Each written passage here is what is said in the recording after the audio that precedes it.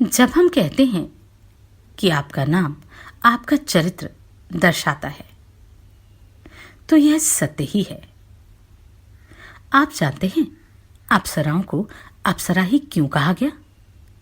यह सुर और असुर नाम उन्हें कैसे प्राप्त हुए? पिछले अध्याय में हमने यह सब जाना। अब उसके आगे की कथा। जब दिति के पुत्रों का संहार हो गया तो दिति ने क्या किया, जानते हैं इस अध्याय में।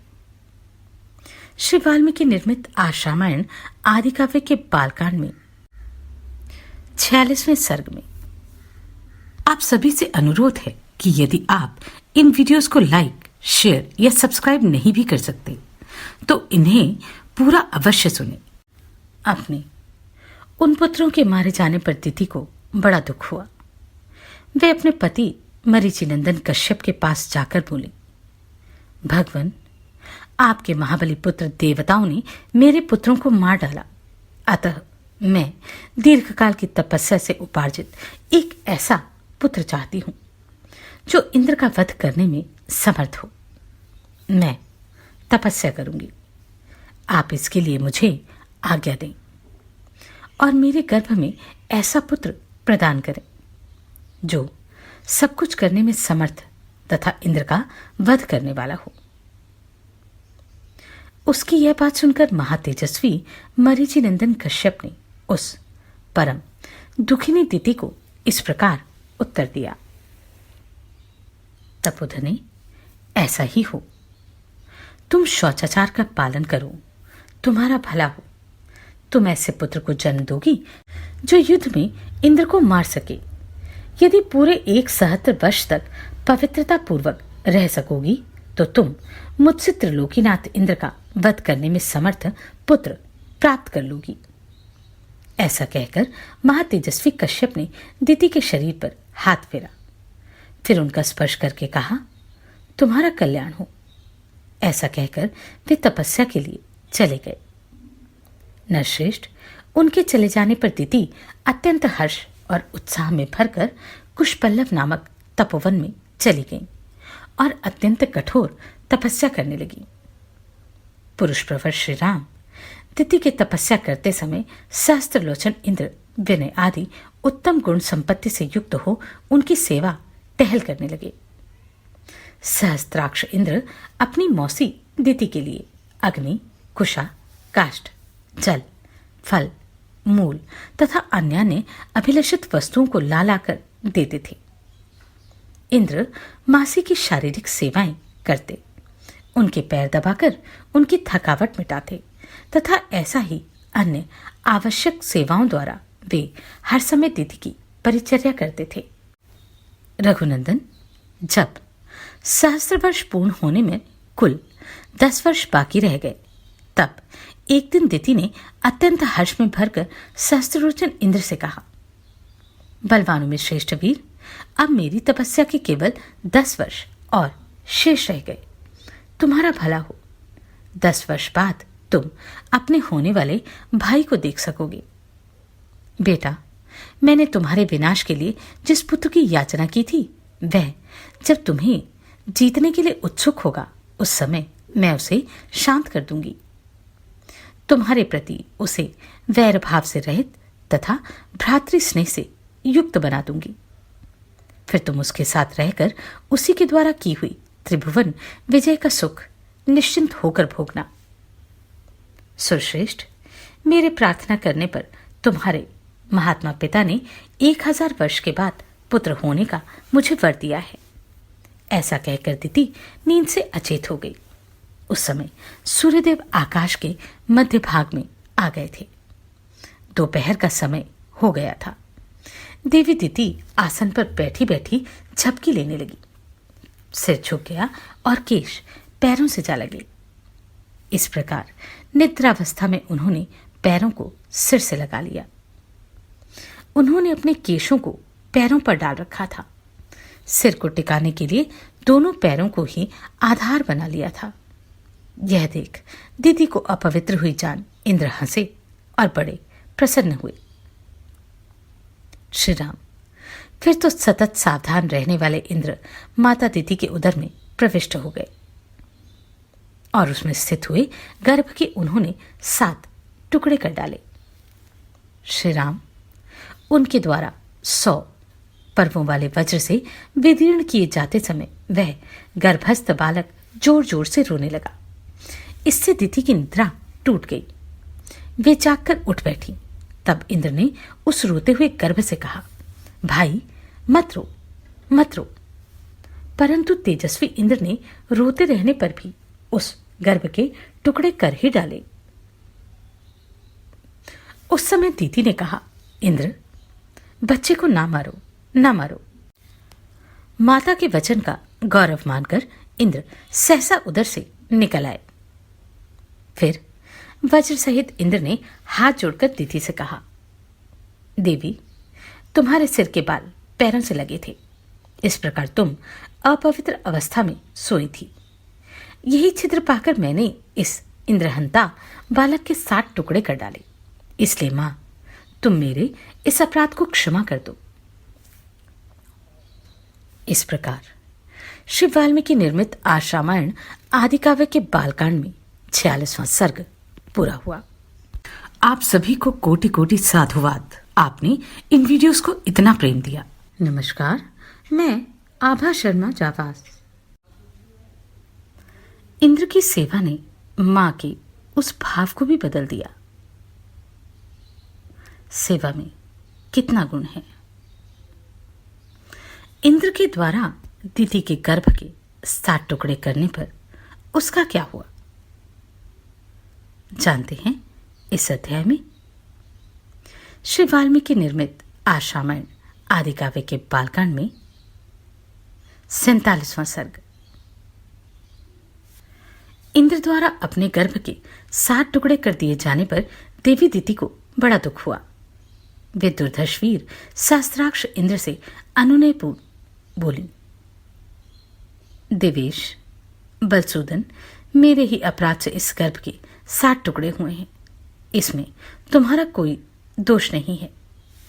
इस गर्भ को नष्ट करने के निमित्त तुमने जो क्रूरतापूर्ण कर्म किया है वह तुम्हारे और मेरे लिए भी जिस तरह प्रिय हो जाए, जैसा भी उसका परिणाम तुम्हारे और मेरे लिए सुखद हो जाए, वैसा उपाय मैं करना चाहती हूं।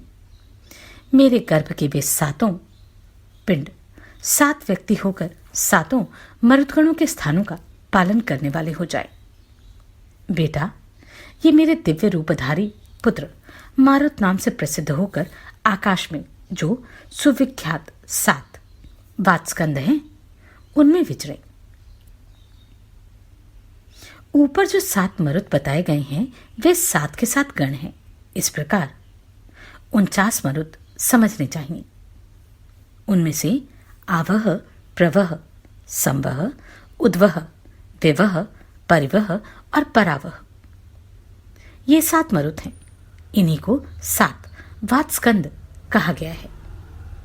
जो प्रथम गण है वह ब्रह्मलोक में विचरे, दूसरे इंद्रलोक में विचरण करें और तीसरा महायशस्वी मरुदगण दिव्य वायु के नाम से विख्यात हो अंतरिक्ष में बहा करे। सुरश्रेष्ठ, तुम्हारा कल्याण हो। मेरे शेष 4 पुत्रों के गण तुम्हारी आज्ञा से समय अनुसार संपूर्ण दिशाओं में संचार करेंगे। तुम्हारे ही रखे हुए नाम से तुमने जो मारुत कहा, उन्हें रोने से मना किया था, उसी मारुद्र इस वाक्य से वे सबके सब मारुत कहलाएंगे। मारुत नाम से ही उनकी प्रसिद्धि होगी। दिति का यह वचन सुनकर बल दैत्य को मारने वाले सहस्त्राक्ष इंद्र ने हाथ जोड़कर यह बात कही, मां, तुम्हारा कल्याण हो। तुमने जैसा कहा है वह सब वैसा ही होगा, इसमें संशय नहीं है। तुम्हारे ये पुत्र देवरूप होकर विचरेंगे। श्री राम, उस तपोवन में ऐसा निश्चय करके वे दोनों माता पुत्र दिति और इंद्र कृतकृत्य हो स्वर्गलोक को चले गए। ऐसा हमने सुन रखा है। काकुतस्थ। यही वे देश है जहां पूर्वकाल में रहकर देवराज इंद्र ने तप सिद्ध दीदी की परिचर्या की थी। पुरुष सिंह पूर्वकाल में महाराजा इक्ष्वाकु के एक परम धर्मात्मा पुत्र थे जो विशाल नाम से प्रसिद्ध हुए। उनका जन्म अलम्बुशा के गर्भ से हुआ था। उन्होंने इस स्थान पर विशाला नाम की पुरी बनाई थी। श्री राम विशाल के पुत्र का नाम था हेमचंद्र, जो बड़े बलवान थे। हेमचंद्र के पुत्र सुचंद्र नाम से विख्यात हुए। श्री रामचंद्र सुचंद्र के पुत्र धूम्राक्ष और धूम्राक्ष के पुत्र संजय हुए। संजय के प्रतापी पुत्र श्रीमान सहदेव हुए। सहदेव के परम धर्मात्मा पुत्र का नाम कुशाश्व था। कुशाश्व के महातेजस्वी पुत्र प्रतापी सोमदत्त हुए और सोमदत्त के पुत्र काकुत्स नाम से विख्यात हुए। काकुत्स के महातेजस्वी पुत्र सुमति नाम से प्रसिद्ध है, जो परम कांतिमान एवं दुर्जय वीर हैं। वे ही इस समय इस पुरी में निवास करते हैं। महाराज इक्ष्वाकु के प्रसाद से विशाल के सभी नरेश दीर्घायु, महात्मा, पराक्रमी और परम धार्मिक होते आए हैं। नरश्रेष्ठ, आज एक रात हम लोग यहीं सुखपूर्वक शयन करेंगे। फिर कल प्रातःकाल यहां से चलकर तुम मिथिला में राजा जनक का दर्शन करोगे। नरेशों में श्रेष्ठ, महातेजस्वी, महायशस्वी राजा सुमति विश्वामित्र जी को पुरी के समीप आया हुआ सुनकर उनकी अगवानी के लिए स्वयं आए। अपने पुरोहित और बंधु बांधवों के साथ राजा ने विश्वामित्र जी को उत्तम पूजा करके हाथ जोड़ उनका कुशल समाचार पूछा और उनसे इस प्रकार कहा, मुने, मैं धन्य हूं। आपका मुझ पर बड़ा अनुग्रह है, क्योंकि आपने स्वयं मेरे राज्य में पधार कर मुझे दर्शन दिया। इस समय मुझसे बढ़कर धन्य पुरुष दूसरा कोई नहीं है। इस प्रकार श्री वाल्मीकि निर्मित आज रामायण आदि काव्य के बालकांड में 47वां सर्ग पूरा हुआ। श्री राम मिथिलापुरी में आए। वहां एक सूने आश्रम को देखकर विश्वामित्र जी से उन्होंने प्रश्न किया, क्या थी उस सूने आश्रम की कथा? जानते हैं इस अध्याय में। श्री वाल्मीकि निर्मित आज रामायण आदि काव्य के बालकांड में 48वां सर्ग। वहां परस्पर समागम के समय एक दूसरे का कुशल मंगल पूछकर बातचीत के अंत में राजा सुमति ने महामुनि विश्वामित्र से कहा, ब्राह्मण, आपका कल्याण हो। ये दोनों कुमार देवताओं के तुल्य पराक्रमी जान पड़ते हैं। इनकी चाल ढाल हाथी और सिंह की गति के समान है। ये दोनों वीर सिंह और सांड के समान प्रतीत होते हैं। इनके बड़े बड़े नेत्र विकसित कमल दल के समान शोभा पाते हैं। ये दोनों तलवार, तरकस और धनुष धारण किए हुए हैं। अपने सुंदर रूप के द्वारा दोनों अश्विनी कुमारों को लज्जित करते हैं तथा युवावस्था के निकट आ पहुंचे हैं। इन्हें देखकर ऐसा जान पड़ता है मानो दो देवकुमार देवेच्छावश देवलोक से पृथ्वी पर आ गए हैं। मुने, ये दोनों किसके पुत्र हैं और कैसे, किस लिए यहां पैदल ही आए हैं? जैसे चंद्रमा और सूर्य आकाश की शोभा बढ़ाते हैं, उसी प्रकार ये दोनों कुमार इस देश को सुशोभित कर रहे हैं।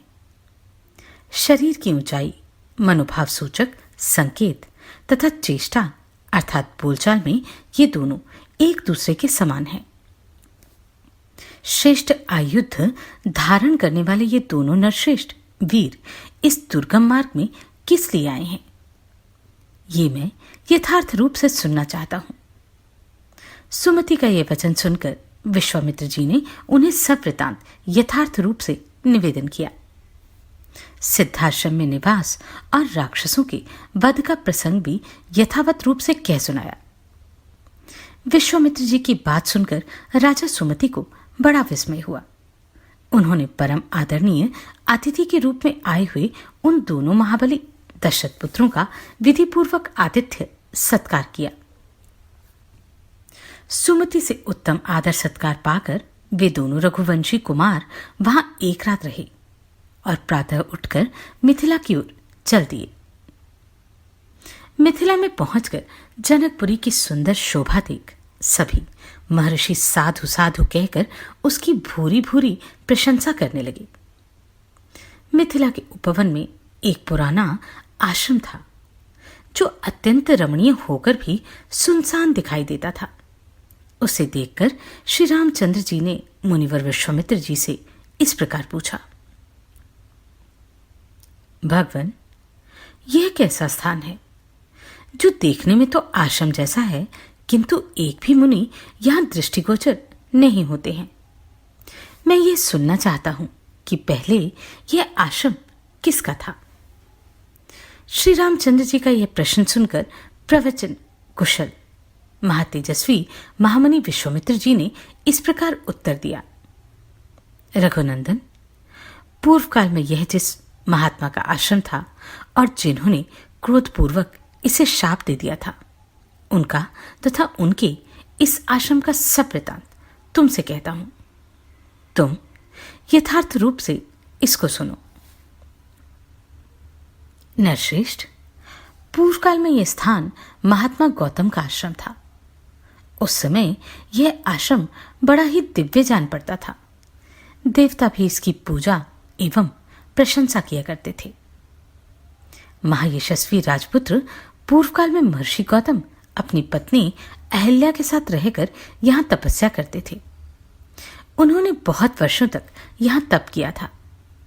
एक दिन जब महर्षि गौतम आश्रम पर नहीं थे, उपयुक्त अवसर पाकर शचीपति इंद्र गौतम मुनि का वेश धारण किए वहां आए और अहिल्या से इस प्रकार बोले, सदा सावधान रहने वाली सुंदरी, रति की इच्छा रखने वाले प्रार्थी पुरुष ऋतुकाल की प्रतीक्षा नहीं करते हैं। सुंदर कटि प्रदेश वाली सुंदरी, मैं इंद्र तुम्हारे साथ समागम करना चाहता हूं। रघुनंदन, महर्षि गौतम का वेश धारण करके आए हुए इंद्र को पहचान कर भी उस दुर्बुद्धि नारी ने, अहो, देवराज इंद्र मुझे चाहते हैं, इस कौतूहलवश उनके साथ समागम का निश्चय करके वह प्रस्ताव स्वीकार कर लिया। रति के पश्चात उसने देवराज इंद्र से संतुष्टचित होकर कहा, सुरश्रेष्ठ, मैं आपके समागम से कृतार्थ हो गई। प्रभु, अब आप शीघ्र यहां से चले जाइए। देवेश्वर महर्षि गौतम के कोप से आप अपनी और मेरी भी सब प्रकार से रक्षा कीजिए।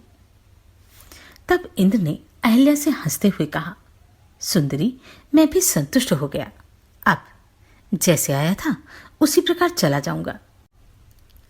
श्री राम, इस प्रकार अहल्या से समागम करके इंद्र जब उस कुटी से बाहर निकले, तब गौतम के आ जाने की आशंका से बड़ी उतावली के साथ वेगपूर्वक भागने का प्रयत्न करने लगे।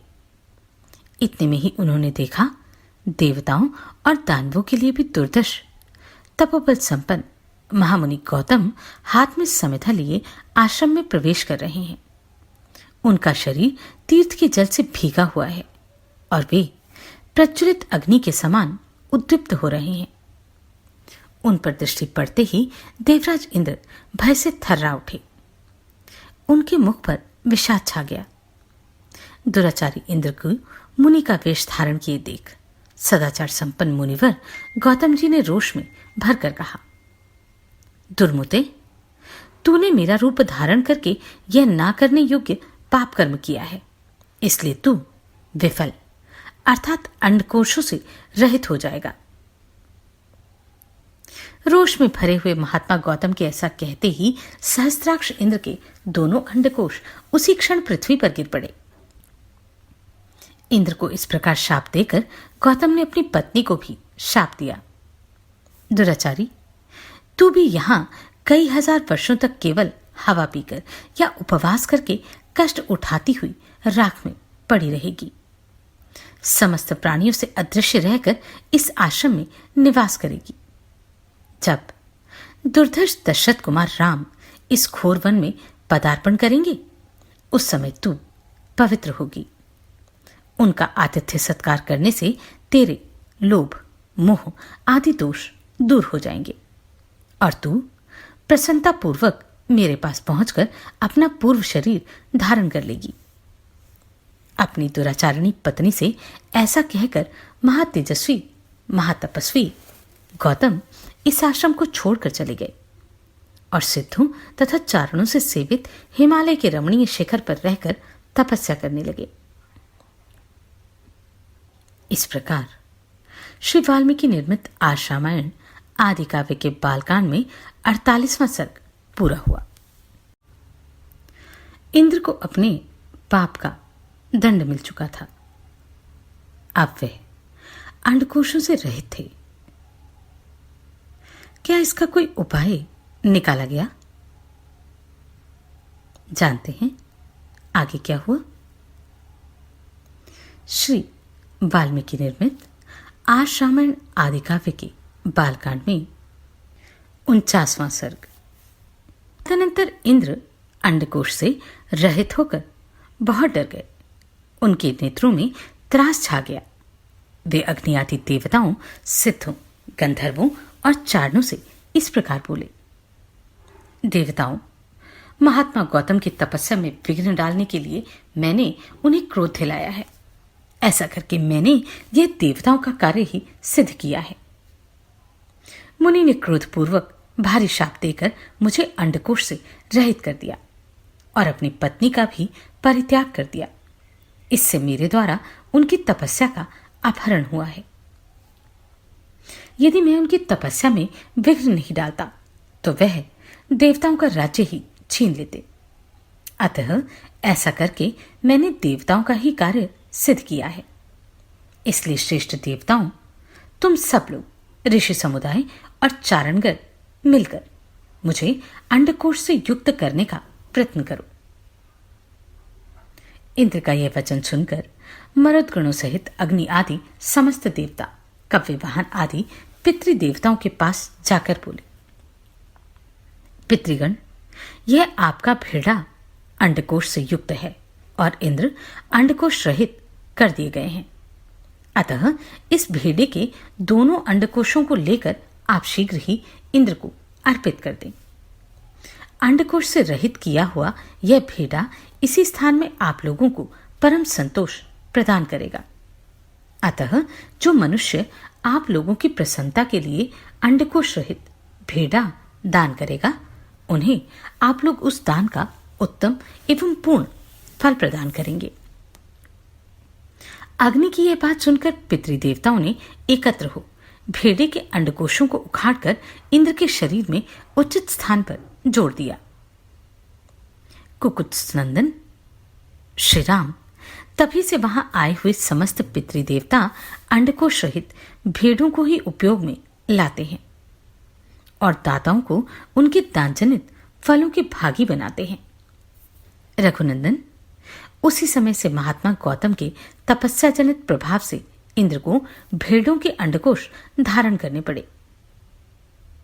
महातेजस्वी श्री राम, अब तुम पुण्यकर्मा महर्षि गौतम के इस आश्रम पर चलो और इन देवरूपिणी महाभागा अहल्या का उद्धार करो।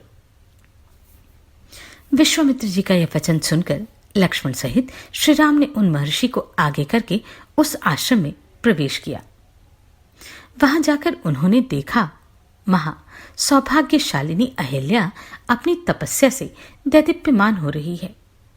इस लोक के मनुष्य तथा संपूर्ण देवता और असुर भी वहां आकर उन्हें देख नहीं सकते थे। उनका स्वरूप दिव्य था।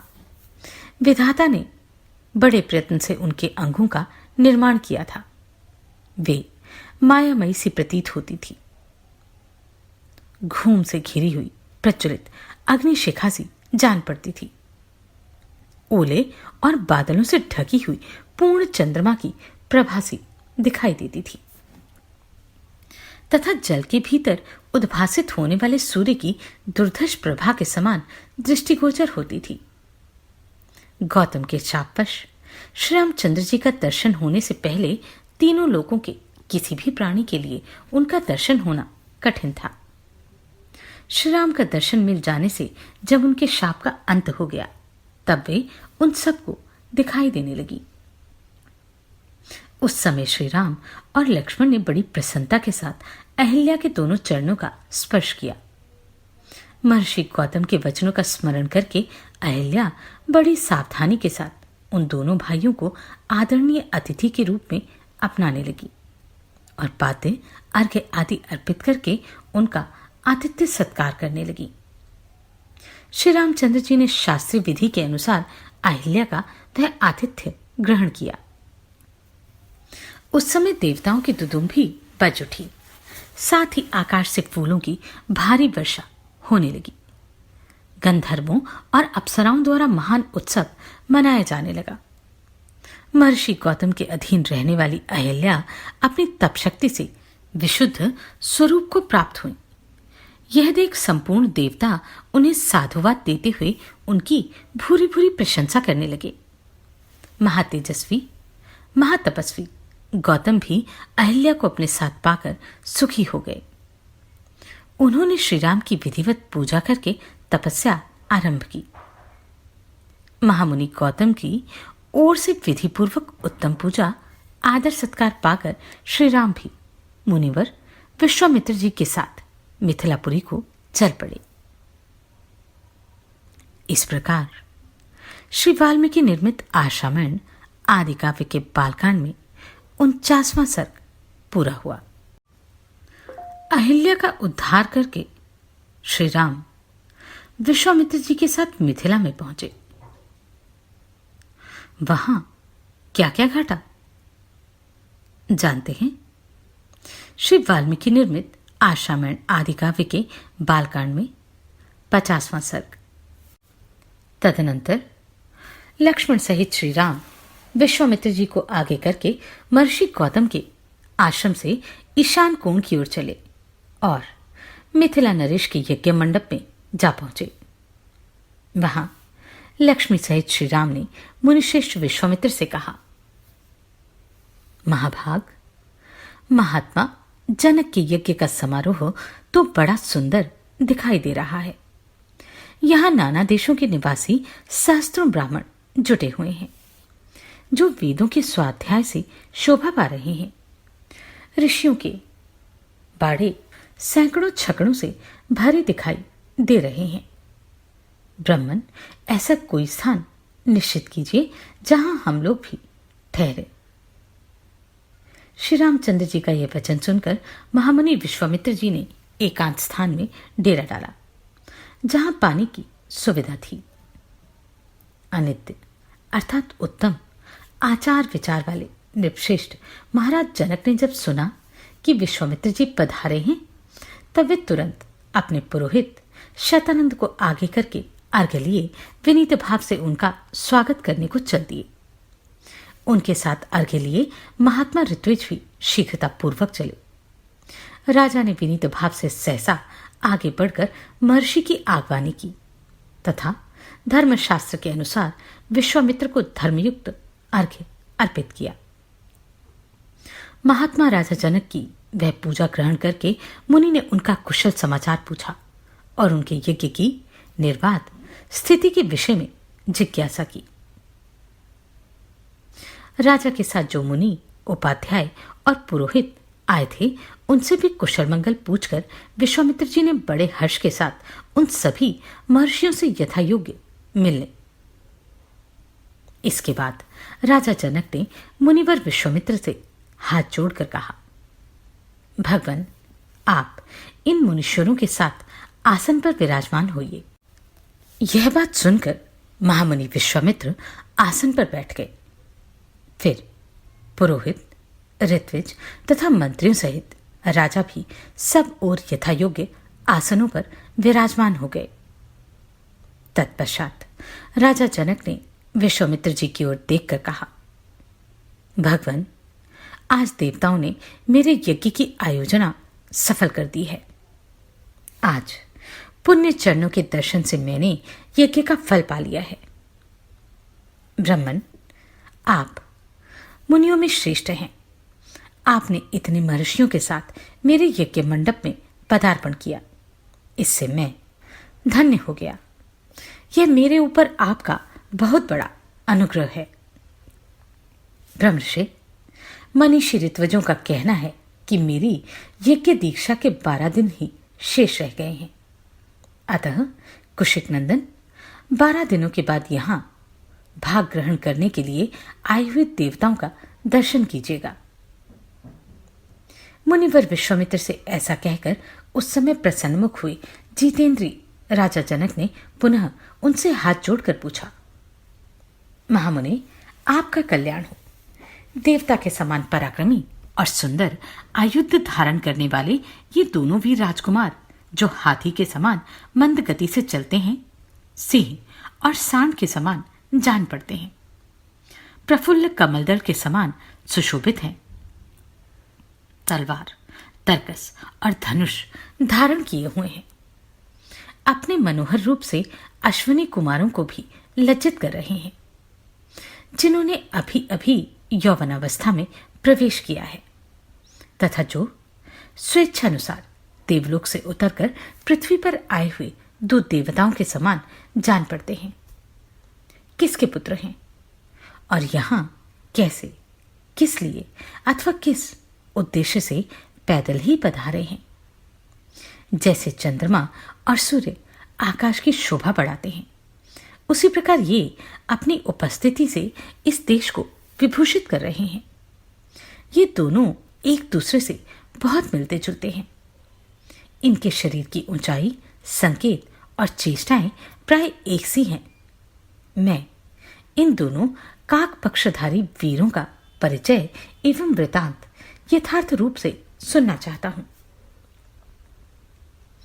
महात्मा जनक का यह प्रश्न सुनकर अमित आत्मबल से संपन्न विश्वामित्र जी ने कहा, राजन, ये दोनों महाराज दशरथ के पुत्र हैं। इसके बाद उन्होंने उन दोनों के सिद्धाश्रम में निवास, राक्षसों के वध, बिना किसी घबराहट के मिथिला तक आगमन, विशालापुरी के दर्शन, अहिल्या के साक्षात्कार तथा महर्षि गौतम के साथ समागम आदि का विस्तार पूर्वक वर्णन किया। फिर अंत में यह भी बताया कि यह आपके यहां रखे हुए महान धनुष के संबंध में कुछ जानने की इच्छा से यहां तक आए हैं। महात्मा राजा जनक से यह सब बातें निवेदन करके महातेजस्वी महामुनि विश्वामित्र चुप हो गए। इस प्रकार श्री वाल्मीकि निर्मित आश्रामायण आदि काव्य के बालकांड में 50वां सर्ग पूरा हुआ। आप सभी को कोटि कोटि साधुवाद। आपने इन वीडियोस को इतना प्रेम दिया। नमस्कार, मैं आभा शर्मा जावास। यदि आपको मेरा ये प्रयत्न सराहनीय लगा हो तो मुझे सब्सक्राइब करके प्रोत्साहित करें।